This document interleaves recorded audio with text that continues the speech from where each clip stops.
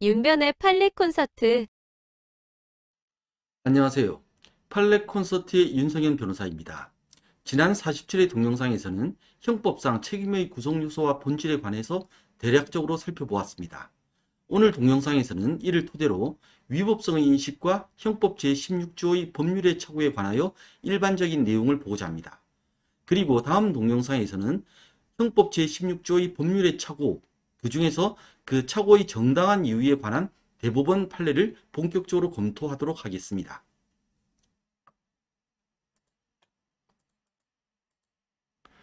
지난 동영상에서 했던 부분 중 오늘 논의와 관련된 부분만 간단히 다시 보도록 하겠습니다.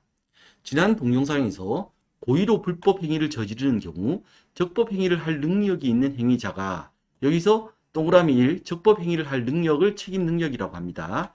동그라미 2, 적법 행위가 기대 가능한 상황에서, 이때 적법 행위가 기대 가능한 상황을 기대 가능성이라고 합니다. 동그라미 3, 그 행위의 위법함을 알 수 있었음에도, 이것을 위법성의 인식이라고 합니다. 동그라미 4, 위법 행위를 저지르기로 마음먹었을 때, 이것을 책임 형식으로서의 고의라고 합니다. 행위자에게 불법 행위에 대한 책임이 인정된다고 말씀드렸습니다. 이것은 다 그 형법 총칙에 나오는 조문들을 반대 해석한 결과입니다.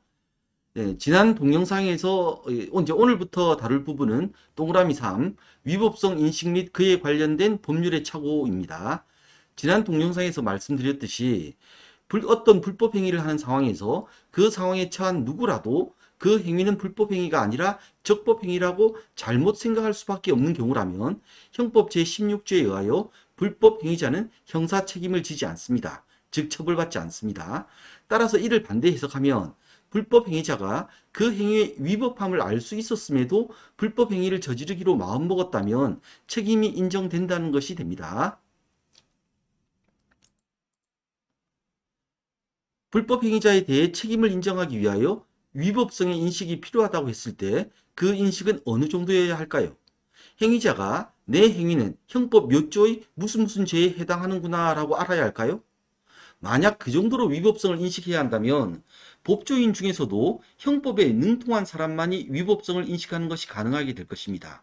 또 행정법규 위반죄의 경우에는 행정법도 다 알아야 위법성을 인식하는 것이 가능하게 되겠죠. 그러니까 일반인의 경우에는 뭐 상상할 수가 없는 거죠. 이에 대하여 대법원 1987년 3월 24일 선고 86도 2673 판결은 다음과 같이 판단하고 있습니다. 범죄의 성립에 있어서 위법성의 인식은, 그 위법의 인식은 그 범죄 사실이 사회 정의와 조리에 어긋난다는 것을 인식하는 것으로서 족하고 구체적인 해당 법조문까지 인식할 것을 요하는 것은 아니므로 설사 형법상의 허위 공문서 작성죄에 해당되는 줄 몰랐다고 가정하더라도 그와 같은 사유만으로는 위법성의 인식이 없었다고 할 수 없다. 이렇게 판단을 했던 겁니다. 대법원 1987년 3월 24일 선고 86도 2673 판결에 의하면 책임에서 요구되는 책임의 구성 요소인 위법성의 인식이란 지금 하고 있는 행위가 상식적으로 볼 때 문제의 소지가 있다는 것 정도만 인식하면 충분하지 어느 법 몇 조에 위반되는 어떤 죄라는 것까지 알 필요는 없다는 것입니다. 이게 사회정의와 조리 이라는 게 상식적으로 볼 때 문제의 소지가 있다. 사회정의와 조리에 어긋난다는 의미가 상식적으로 볼 때 문제의 소지가 있다. 이 정도 의미인 겁니다. 실제로 불법 행위를 하면서도 죄가 되지 않는 것으로 잘못 인식하는 경우가 어떤 경우일지 한번 구체적으로 살펴보겠습니다. 두 가지 경우로 나눠서 볼 수 있습니다. 첫 번째는 그런 법도 있나요? 라고 생각하는 경우입니다. 그리고 두 번째는 내 경우까지도 죄가 되나요? 라고 생각하는 경우입니다. 첫 번째 경우인 그런 법도 있나요?는 단순히 처벌하는 법이 있는 줄 몰랐다는 경우입니다. 이를 법률의 부지라고 부릅니다. 두 번째 경우인 내 경우까지도 죄가 되나요?는 내 행위는 일반적으로 죄가 되지만 나의 특수한 경우에는 법령에 의하여 예외적으로 허용되는 줄 안 경우입니다. 좀 말이 어렵죠? 각각의 경우에 관해 구체적인 사례를 판례를 통해 한번 살펴보도록 하겠습니다. 법률의 부지에 관해서 첫 번째 경우인 법률의 부지에 관해서는 대법원 1980년 2월 12일 선고 7구도 285 판결에 나타난 사례를 들 수 있겠습니다. 사안은 이렇습니다. 암모니아수 제조업체를 운영한 갑은 관할 관청에 등록하지 않고 암모니아수를 제조하고 판매하다가 단속되어 기소되었습니다. 당시 시행되던 동물 및 극물에 관한 법률, 현재는 이 법이 유해화학물질관리법으로 변경되었습니다. 당시 시행되던 동물 및 극물에 관한 법률에 보면 암모니아수는 독극물에 해당하여 독극물을 제조 또는 판매하기 위하여는 관할 관청에 등록하였어야 합니다. 갑은 암모니아수를 제조 또는 판매할 때 등록을 하여야 하는지 몰랐다고 주장하였습니다. 이 주장을 분석하면 결국 암모니아수가 등록해야 하는 독극물인 줄 몰랐다는 주장이 됩니다. 갑의 주장은 암모니아수를 제조 판매할 때 등록해야 하는 법도 있나요에 해당하여 결국 법률의 부지에 해당되는 겁니다.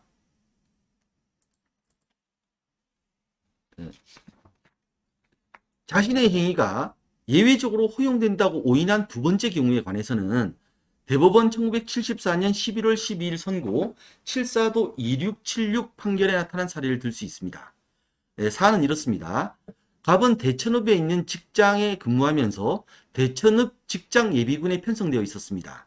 갑은 1970년 7월 9일 대천읍에서 장항읍으로 이사를 하면서 직장예비군을 통해 장항읍장에게 대원 신고를 하였습니다. 갑은 1974년 4월 9일 이때 실제로 이사는 1970년 7월 9일에 했지만 3년 정도 지나서 1973년 4월 9일 날 주민등록을 대천읍에서 장항읍 이사한 곳으로 옮겼는데 이때에는 주소 이동에 대원 신고를 하지 않아 향토 예비군은 주소 이동 시 대원 신고를 해야 되기 때문에 갑은 향토 예비군 설치법 위반죄로 기소되었습니다. 당시 시행되던 향토 예비군 설치법 제15조 제6항에는 주소 이동의 대원 신고를 그러니까 향토 예비군 대원이 주소를 이동했다는 신고를 정당한 사유 없이 이행하지 아니한 자를 처벌하도록 되어 있었습니다. 갑은 날짜가 좀 잘못됐습니다. 1970년입니다. 1970년 7월 9일 직장 예비군을 통해 장항읍장에게 대원 신고를 하였기 때문에 1973년 4월 9일 주민등록을 이전하면서 주소 이동에 대원 신고를 하지 아니하더라도 향토 예비군 설치법 제15조 제6항의 정당한 사유에 해당하여 죄가 안 되는 줄 알았다고 주장하였습니다. 갑의 주장은 잘 보십시오. 갑의 주장은 주민등록 이전 시에 주소 이동의 대원 신고를 하지 않으면 일반적으로 죄가 되지만 이건 인정하는 거예요. 자신처럼 이미 직장 예비군을 통해 대원 신고를 한 특수한 경우에는 법령에 의하여 아까 정당한 사유죠. 법령에 의하여 예외적으로 허용되는 줄 알았다는 것입니다. 즉 이 경우는 내 경우까지도 죄가 되나요? 라는 말입니다. 이해되시죠?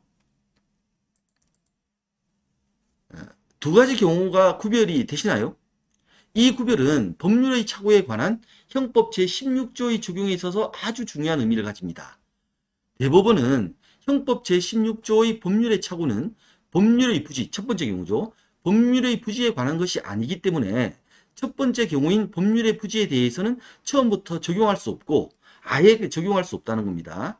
아예 적용할 수 없고 두 번째 경우인 예외적 허용에 대한 오인에 대해서만 적용할 수 있다고 봅니다.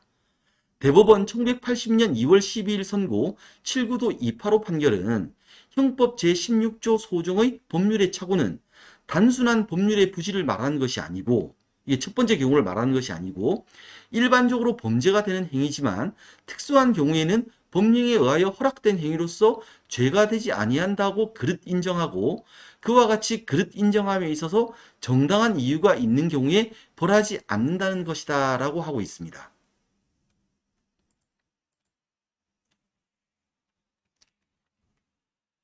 따라서 첫 번째 경우인 무등록 암모니아수 제조 판매 행위에 대해서 암모니아수가 제조 판매 시 등록해야 하는 독극물인 줄 몰랐다는 주장에 대해서는 형법 16조의 법률의 착오를 처음부터 적용할 수 없으므로 책임이 인정되어 뭐 법률의 착오 이런 거 이제 뭐 위법성 인식이 없었다 이런 거 못 받아들이는 거죠. 그 책임이 인정되어 처벌이 됩니다. 반면 향토 예비군 대원 신고와 관련한 두 번째 경우에 대해서는 형법 16조의 법률의 착오를 적용하고 법률의 착오가 적용 가능하고 그러한 오인의 정당한 이유가 있다고 인정될 때에는 책임이 없다고 판단이 된다는 겁니다. 즉 대법원 1974년 11월 12일 선고 7사도 2676 판결은 주민등록법 제17조의 7에 의하여 주민등록지를 공법관계에 있어서의 주소지, 이때 공법관계란 향토 예비군 대원으로서 신고를 하는 것은 이제 공법관계죠. 공법관계에 있어서의 주소로 볼 것이므로 주민등록지를 이전한 이상 향토 예비군 설치법 제3조 제4항, 동법 시행령 제22조 제1항 제4호에 의하여 대원 신고를 하여야 한다는 거죠. 이미 주거를 이동하고 즉 이사를 하고 같은 주소에 대원 신고를 하였던 터이므로 피고인이 재차 동일 주소에 대원 신고, 주소 이동을 하지 아니하였음이 향토 예비군 설치법 제15조 제6항에서 말하는 정당한 사유가 있다고 오인한 데서 나온 행위였다면 이는 법률 착오가 범위를 조각하는 경우이다고 판단하였습니다. 즉 이 말은 뭐냐면 향토 예비군 대원 신고와 관련한 두 번째 사건의 경우에는 이건 일반적으로 주민등록을 하게 되면 공법관계에서의 주소가 주민등록에 의해서 결정되기 때문에 주민등록 이전을 하게 되면 당연히 향토 예비군 설치법에 따른 대원 신고를 하는 게 마땅하고 이를 하지 않으면 원칙적으로 제외된다. 하지만 이미 실제로 이사를 하고 같은 주소에 직장 예비군을 통해 대원 신고가 되어 있었다면 피고인이 이렇게 나중에 주민등록을 이전할 때 다시 신고를 안 하는 거, 이거는 정당한 사유가 있다, 신고를 안 해도 되는 정당한 사유가 있다라고 오인한 데서 나온 행위에 해당하여 이것은 정당한 이유가 있어서 형법 제16조가 적용되어서 처벌하지 않는다는 취지입니다.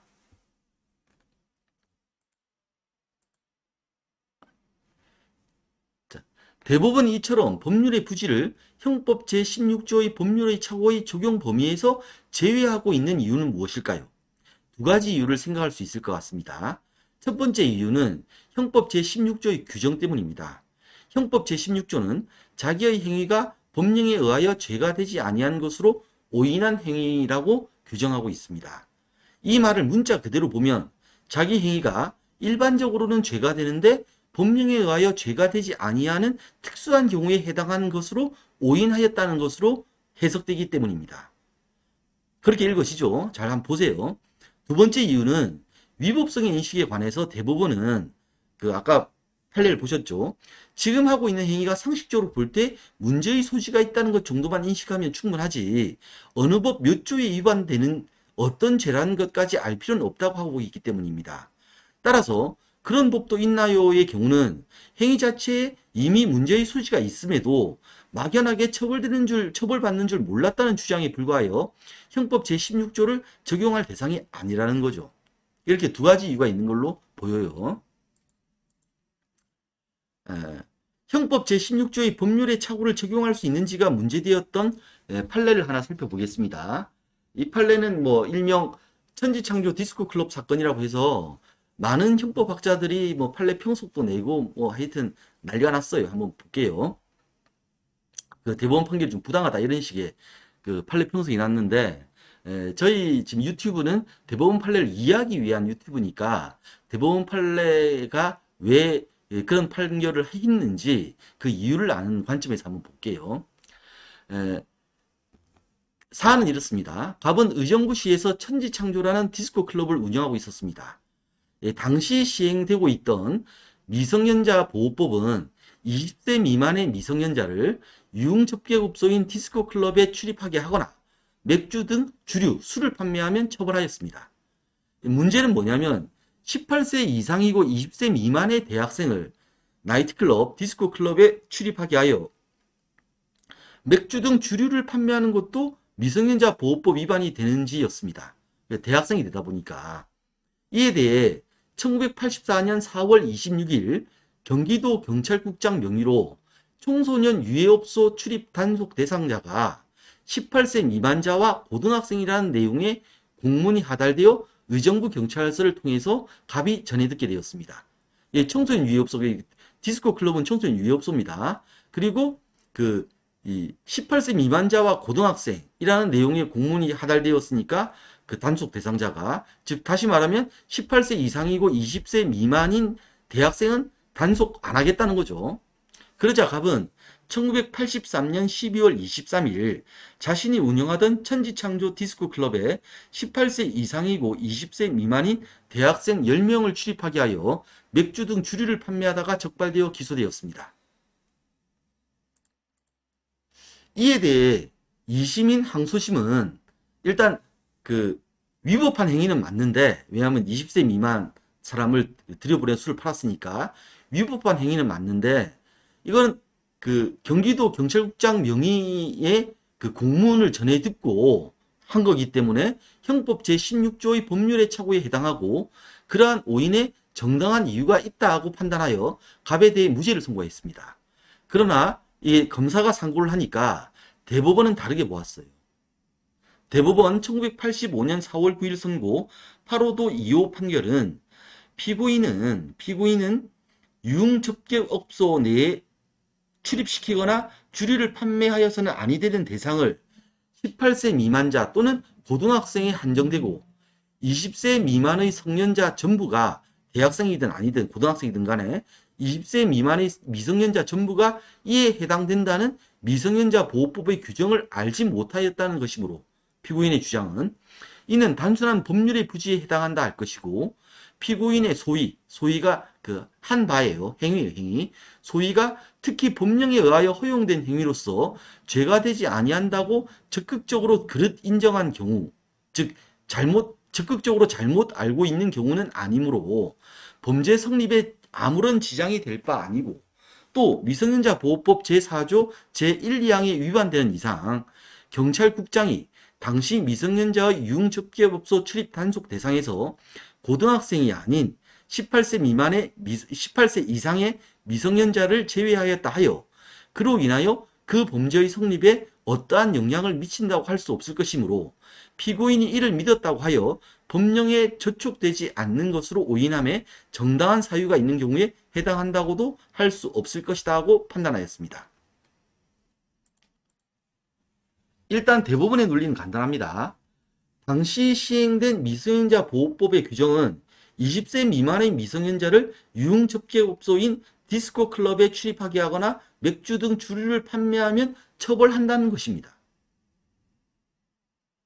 그런데 갑은 18세 미만자 또는 고등학생만, 20세 미만의 고등학생만 처벌의 대상이 되는 미성년자로 알고 있었고, 20세 미만의 미성년자 전부가 이에 해당된다는 것은 몰랐다는 것이므로 이는 미성년자 보호법의 규정을 알지 못했다는 주장에 불과하여 법률의 부지를 주장한 것이라는 거죠. 대법원은. 즉 이는 법률의 부지로서 형법 제16조의 법률의 착오의 적용 범위에 속하지 않아 형법 제16조를 처음부터 적용할 수 없으므로 책임이 인정되어 처벌된다는 것입니다.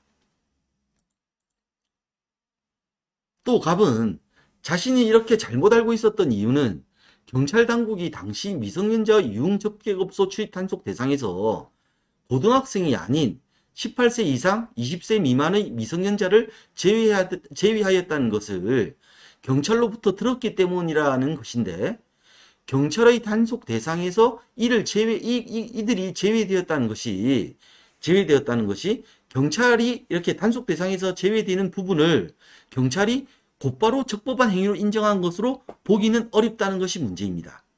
왜냐하면 뉴스에서 종종 보듯이 경찰은 집중 단속 대상이라는 것을 발표하기도 하는데, 집중 단속 대상에서 제외되었다는 것이 곧바로 단속 대상에서 제외된 행위는 적법하다는 뜻은 아니기 때문입니다.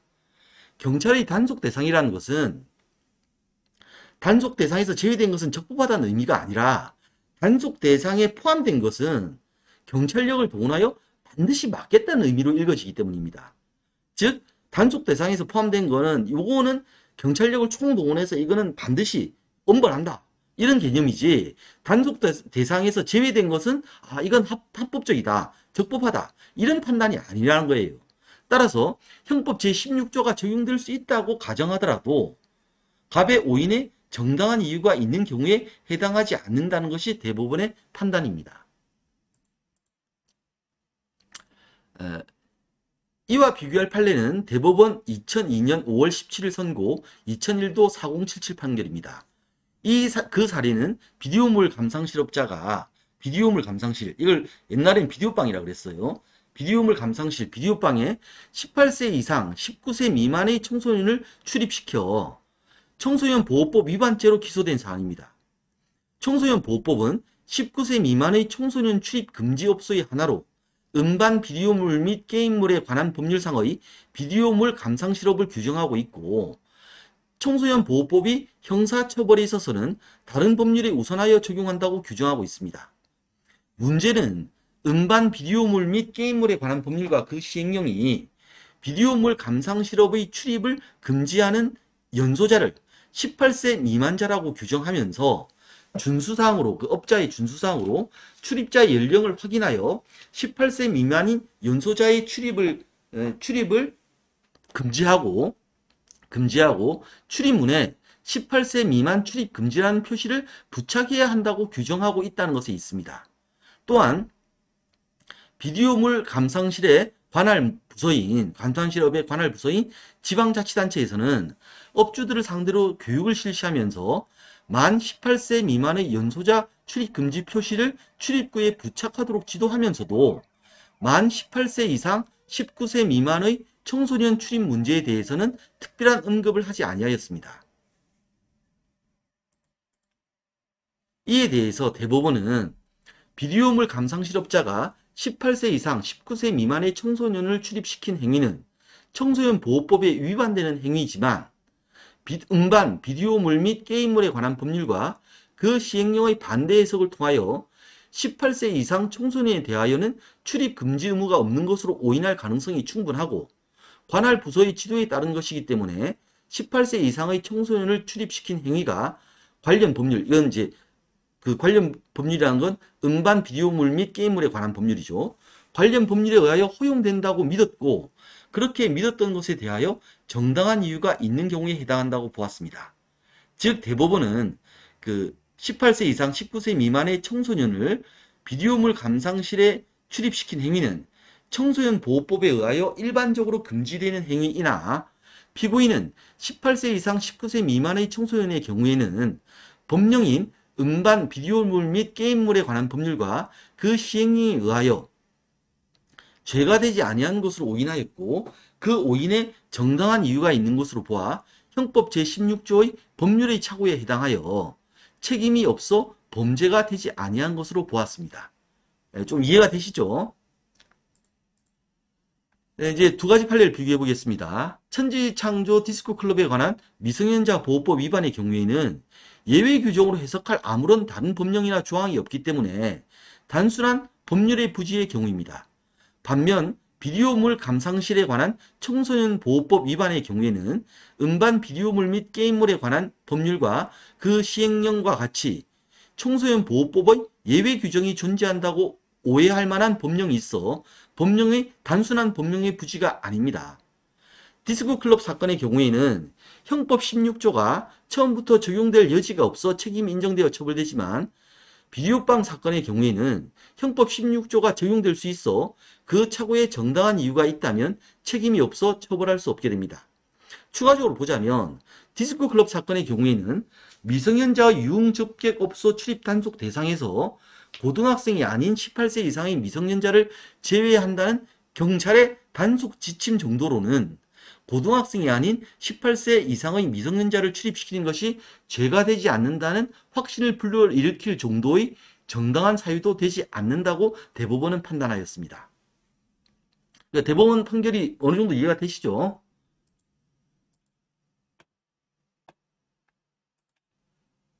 오늘 동영상에서는 책임의 구성 요소인 위법성의 인식과 관련하여 어느 정도여야 하는지와 형법 제16조는 단순한 법률의 부주의 경우에는 처음부터 적용되지 않는다는 것을 살펴보았습니다. 다음 시간에서는 형법 제16조의 정당한 이유에 관해서 보다 자세히 살펴보도록 하겠습니다. 지금까지 윤성현 변호사였습니다. 고맙습니다.